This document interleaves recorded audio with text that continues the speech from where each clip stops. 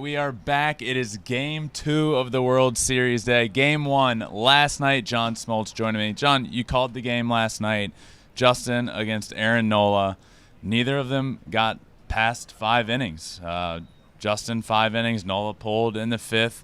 How surprising was it for you to see both of those guys, two studs, not go deep into a game and not have great starts? Yeah, we thought it would be a tight game, and it was, just not the game at 5-5. You know, it just was a couple pitches here and there make the difference in a postseason game. Everything kind of goes faster than you want it to go.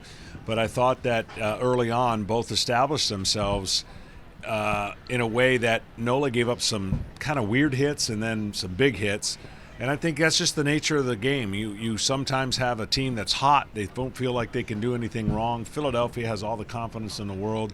The probability of that game probably, if they played it another 100 times, 99 times goes Houston's way. It just went Philly's way, and that's really what's been the postseason so far for Philly. When you think they're out of it, they come back, and they've done everything they have to do so far to be in this position. Rhys Hoskins told me in Philly, we just fight. And there, you can see it every single night. Sticking with game 1 for a second, can you talk a little bit? I don't know if you did this ever in your career when you were starting, but what the Phillies have done a few different times now with Ranger Suárez, who is one of their starters and potentially and most likely their game 3 starter, using him in big spots early on in a series, perhaps on a bullpen day. Can you explain that a little bit, how they use him? Yeah, you got to know the guy, and they know his heartbeat's not going to get him too fast and get him off the plan of knowing that he's got to pitch again. It's not prototypically it works. It doesn't always work, but for the Phillies, everything they've done so far has worked. And knowing Suárez and his ability to come in that last game against San Diego, 2 pitches, 2 outs, they go to the World Series. They did it again. He did his job, even though he gave up a hit. And I just think the calmness of their moves and their buy-in has been working so far.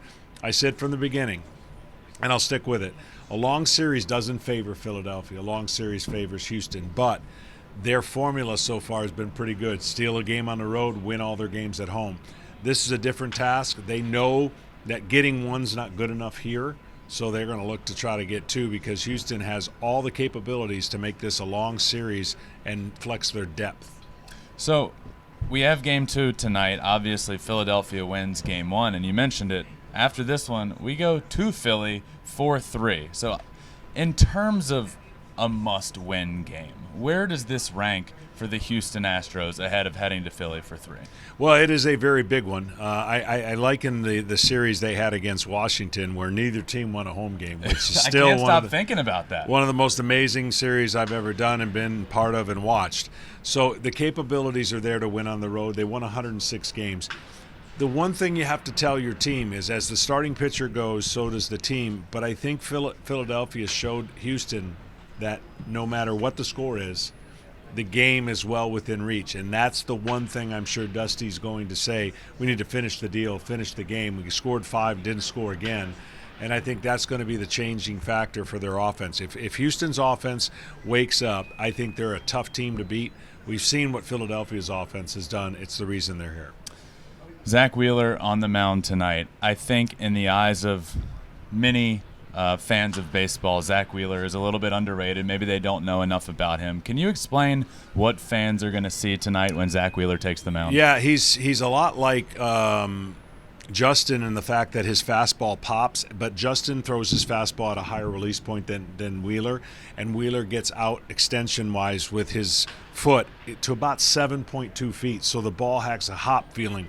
I think for the hitters today in Houston, they're going to have to be able to get on time of that fastball because it's going to be at 98, 97, and he's got the breaking stuff to complement it. So for Wheeler, his ability right now in the postseason to quiet the offense has been with that fastball.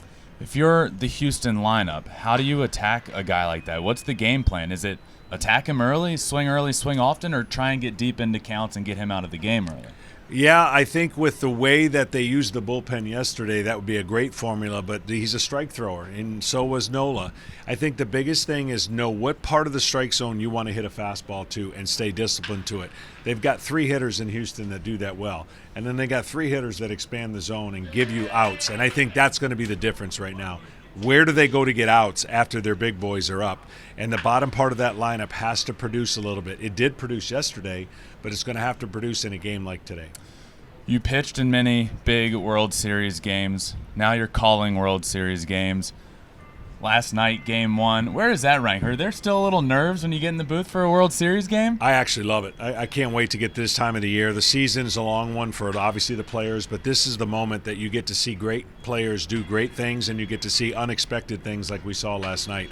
I think the win probability was close to 95% for Houston after 2 innings. So that's the kind of stuff you never know how it's going to play out. It was an exciting baseball game. It was a long one, but it didn't feel long because the game was played so well after it got tied. So I think these two teams have a lot of spark.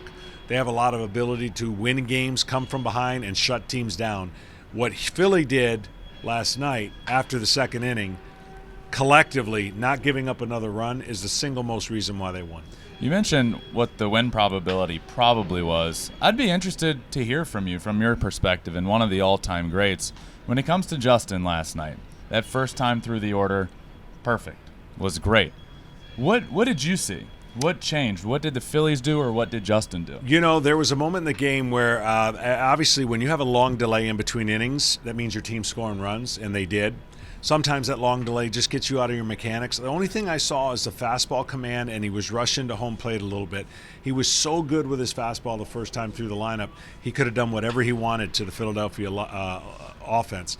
And then the fastball command just changed enough to where now the team gets a couple hits and they get a couple runs, and you start thinking about things you would normally not think about. And it's normal when you're in the World Series. It might not happen if it was in a division series, but baseball has so much momentum at times where you feel like, oh, if I make that play, we catch that ball, or little things that happen sometimes turn into big things. And I think that was a combination of what Philadelphia did. I felt like 2 outs when they didn't score the run, when Hoskins didn't score the run, and Castellanos got that hit. I felt like that was kind of a backbreaker, a moment to reset, walk around the mound, and those things happen. It wasn't probably exit velocity of 60 miles an hour, but those are the kind of things that sometimes change the momentum for the other team. I think there were back-to-back backbreakers there with that single, and right before that, if you remember, there was that slow comebacker to Justin, and he thought he caught it and doubled off the runner at first. That would have been next thing you know, guy gets to second. He gets the out at first base, and I think he was hoping that was the end of the inning there. Yeah. The one thing I've always learned in those moments, I've always been a big believer is if you can separate them and get the next pitch. Postseason baseball is going to be the longest mentally game you ever pitch in your life, and you can't get caught up in the narrative of what's happening. You've got to be able to make pitch after pitch after pitch and separate the two, and that's not easy to do because it can snowball and it can change in a hurry. And I think that's part of what happened last night, and certainly Justin will probably get another start, and the fact that you've been there, done that, you make those adjustments when those happen. John, always fun. Let's do it again tomorrow. Have fun tonight. Let's hope we get a game anywhere close to as what we got in Game 1. That was a good one. Pretty special. All right, thanks, man. Yep.